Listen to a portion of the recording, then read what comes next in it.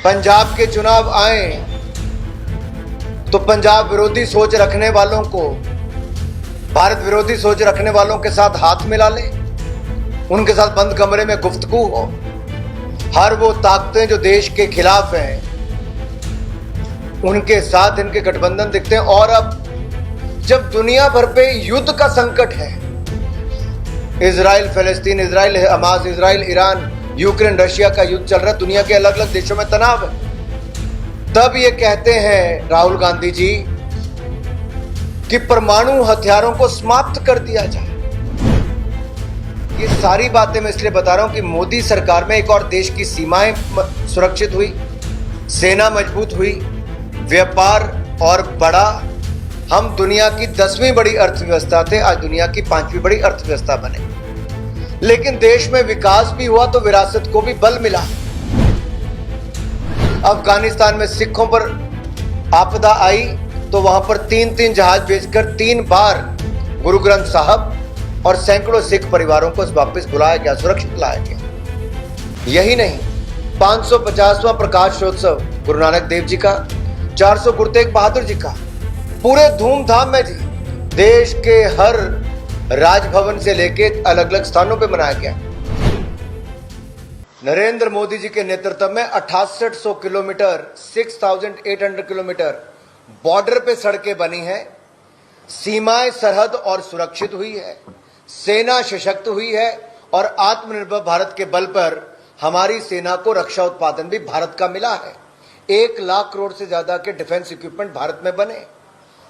आज तेजस एयरक्राफ्ट हो, रफेल विमान हो, ब्रह्मोस मिसाइल से लेके अन्य लेटेस्ट मिसाइलों आज भारत खुद बना रहा है।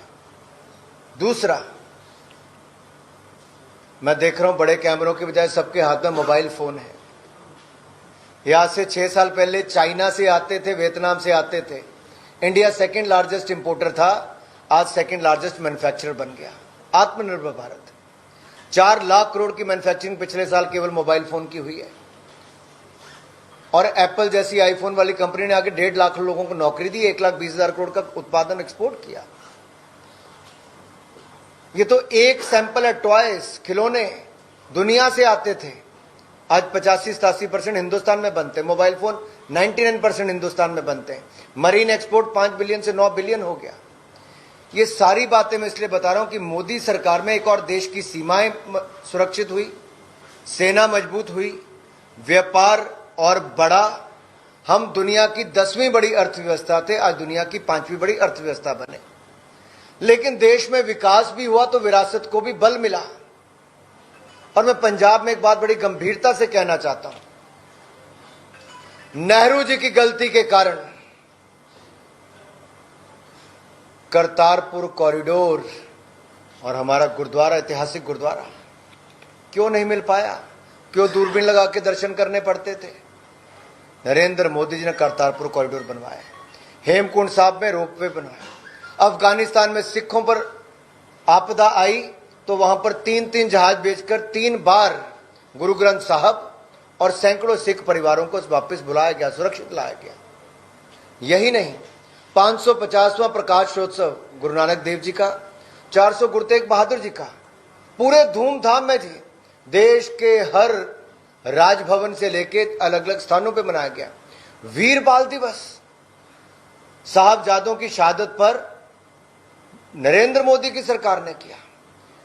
84 के दंगों में एसआईटी की जांच बिठाना, सिख परिवारों को न्याय दिलाना मोदी सरकार ने किया है। मेरा अनुरोध अपने किसान भाइयों से भी है, जरा आंकड़े उठाकर देखिए।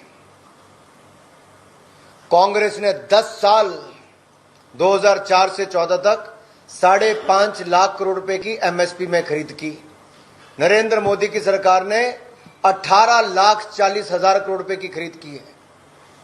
18,40,000 करोड़, 3 गुना से ज्यादा।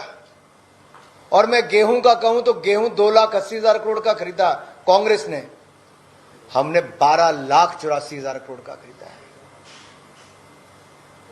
किसान सम्मान निधि कांग्रेस के समय जीरो, नरेंद्र मोदी की सरकार के समय 3 लाख करोड़ रुपए की दी गई, हर साल 6,000 रुपया। इनके समय खाद की दिक्कत आती थी, किल्लत थी, मिलती नहीं थी, लाठियां पड़ती थी। 10 साल में एक दिन बताइए कभी खाद की कमी हो तो।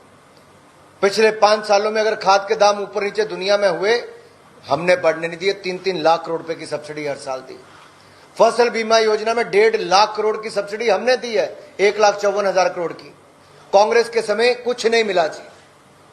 बैंकों से पैसा 2013-14 में 7,30,000 करोड़ रुपया मिला किसानों को, हमारे समय 20 लाख करोड़ रुपया पिछले साल मिला, 3 गुना ज्यादा।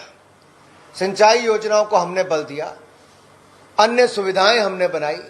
कांग्रेस के समय कृषि का बजट, खेती बाड़ी का बजट था 27,662 करोड़ रुपया 2013-14 में, आज 1,25,000 करोड़ है। मैं खुले मन से चुनौती देता हूं कांग्रेस को और किसी भी राजनीतिक दल को।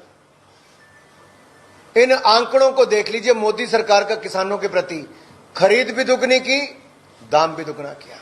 कांग्रेस ने तो एमएसपी का कानून क्यों नहीं बनाया? इन्होंने तो स्वामीनाथन कमेटी की रिपोर्ट लागू नहीं की। 60 साल जिस पार्टी ने राज किया हो, कहां थी वो? हमने एमएसपी के दाम भी बढ़ाए। 2014 से लेके आज गेहूं और धान के दाम देख लीजिए, दलहन तिलहन की खरीद देख लीजिए।